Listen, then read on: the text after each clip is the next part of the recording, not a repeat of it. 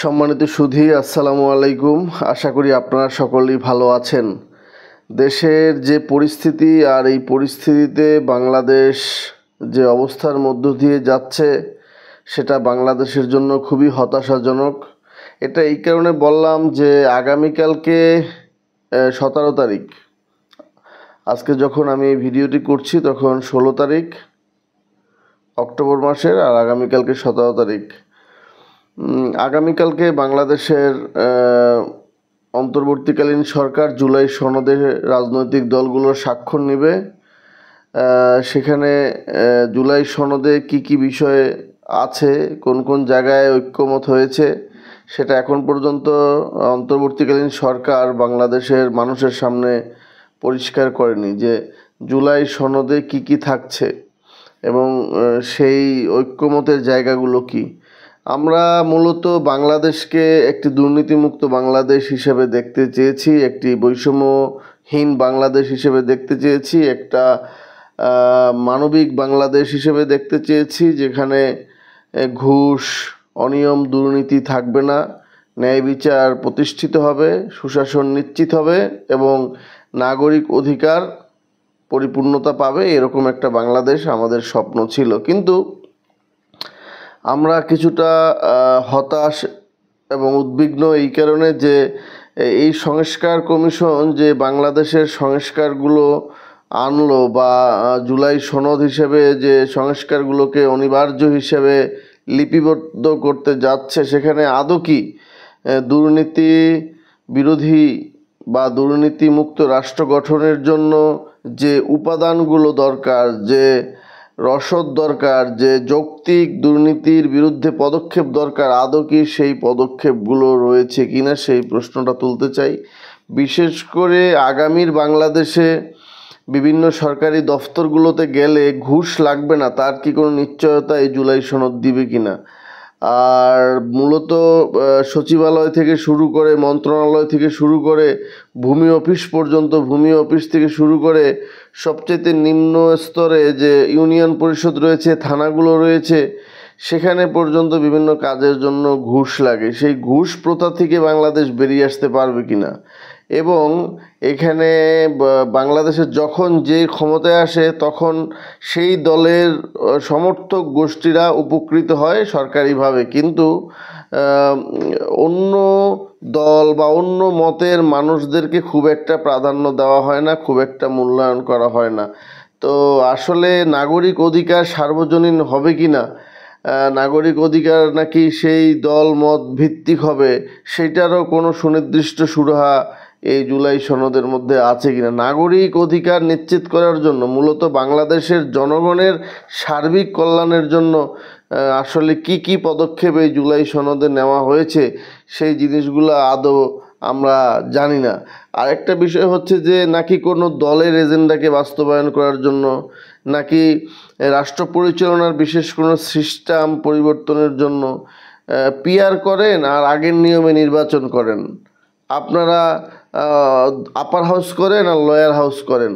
যদি সচিবালয়ের দুর্নীতির বিরুদ্ধে শক্ত পদক্ষেপ না নেওয়া যায়, তাহলে কিসের পরিবর্তন আর সেই পরিবর্তনে কি লাভ হবে বাংলাদেশের জনগণের?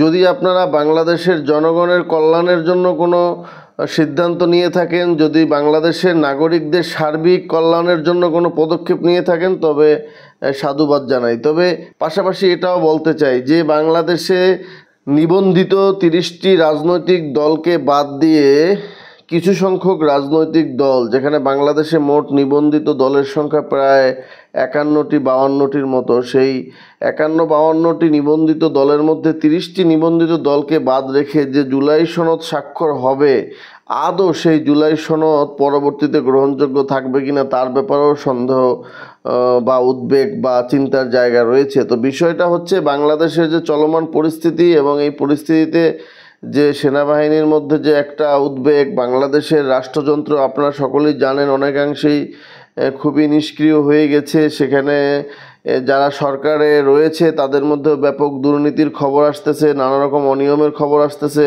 ছাত্র সমন্বয়কদের টেন্ডারবাজি থেকে শুরু করে লুটপাট, হরিলুট চলছে বাংলাদেশে।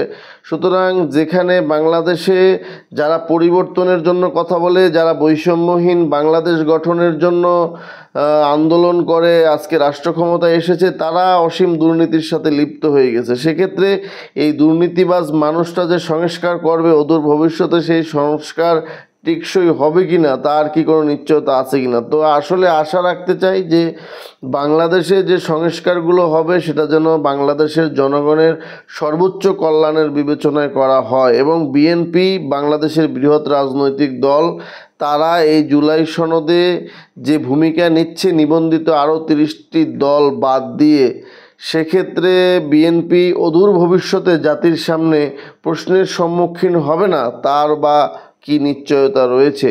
এবং এই জুলাই সনদকে কেন্দ্র করে বাংলাদেশে যদি আবার নতুন করে অন্য নিবন্ধিত 30টি দল যদি কোনো আইনগত ব্যবস্থা নিতে চায়, আদৌ সেই ব্যবস্থা নেওয়ার মতো বা রিট করার মতো বা সেই জবাব চাওয়ার মতো যে কেন নিবন্ধিত 30টি দলকে বাদে রাখা হলো, কি অভিযোগে, সেই অভিযোগের সুনির্দিষ্ট ভিত্তি যদি আপনাদের কাছে না থাকে, তখন প্রশ্ন করার জায়গা থাকবে কিনা যে আসলে এই যে ঐক্য, সেই ঐক্যের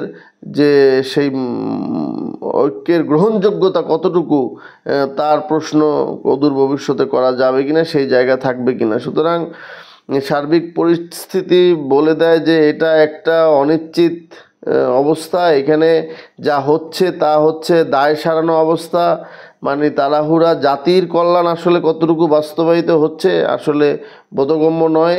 তারপরেও আমরা চাই যে জুলাই সনদ প্রকাশ হোক, আমরা দেখি সেখানে কি আছে না আছে। আসলে এই জুলাই সনদ পরিপূর্ণতা বা আইনের আওতা বা সংবিধানের অংশ হিসেবে আদৌ হবে কিনা সেই বিষয়েও কিন্তু প্রশ্ন রয়েছে। সুতরাং সার্বিক দিক বিবেচনা করলে দেখা যায় যে তারা বাংলাদেশ একটি সংঘাতের দিকে যাচ্ছে, কারণ তারা জুলাই সনদকে সংবিধানে নিতে চাইবে এবং বিএনপি হয়তো সংবিধান নিতে চাইবে না। এবং গণভোটের ক্ষেত্রেও ব্যাপক রকমের প্রশ্ন আসতে পারে, কারণ গণভোট যদি না ভোট হয় বা যেভাবে বাংলাদেশে নির্বাচন হয়, একটি কেন্দ্রে ভোট যদি থাকে 1000, সেখানে ব্যালট যায় 2000, তাহলে যারা ভোট দিল আর ভোট গণনার সময় কারা সেই ভোটে বিজয়ী হবে, সেইখানেও কিন্তু অনেক রকমের এই বাংলাদেশের দুষ্টামি রয়েছে। বাংলাদেশে নির্বাচন ব্যবস্থা একটা বড় ধরনের দুষ্টামি, আর এই বড় ধরনের দুষ্টামি থেকে বাংলাদেশকে বেরিয়ে এসে একটি স্বচ্ছ নির্বাচন ব্যবস্থার মধ্যে প্রবেশ করানো এবং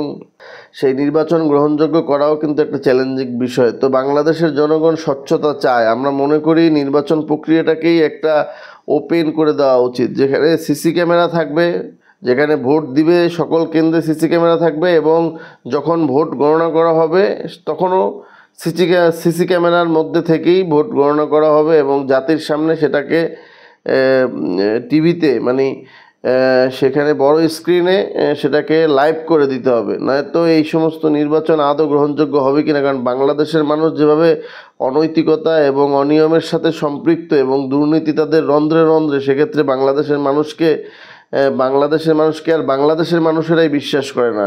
এবং তার প্রমাণ হচ্ছে বাংলাদেশে জনগণকে আর কেউ ভিসা দিচ্ছে না। ইভেন শ্রীলঙ্কা পর্যন্ত বাংলাদেশের ভিসায় বিভিন্ন রকমের রেস্ট্রিকশন বা প্রতিবন্ধকতা বা নানা রকমের জটিলতা করে দিয়েছে। সুতরাং বাংলাদেশে যেখানে শ্রীলঙ্কার মানুষ মানে মায়ানমার, মালদ্বীপ মানে কি বলবো, বাংলাদেশের মানুষদের বিশ্বাসযোগ্যতার জায়গা পৃথিবীতে কোথাও নেই। ইভেন বাংলাদেশের মানুষকে বিশ্বাস করে। সুতরাং এই যে বাংলাদেশের মানুষ যে একটা বেঈমান জাতিতে রূপান্তর হয়েছে, এই বেঈমান জাতিকে একটি বিশ্বাসের জায়গায় আনতে হবে। সেক্ষেত্রে সকল রাজনৈতিক দলের ভূমিকা রয়েছে। সুতরাং বাংলাদেশে এই সমস্ত চাঁদাবাজি, সন্ত্রাস, সেই অনিয়ম দুর্নীতির হাত থেকে আদৌ বাংলাদেশ রক্ষা পাবে কিনা সেই প্রশ্ন করে আজকের মতো বিদায় নিচ্ছি। আসসালামু আলাইকুম।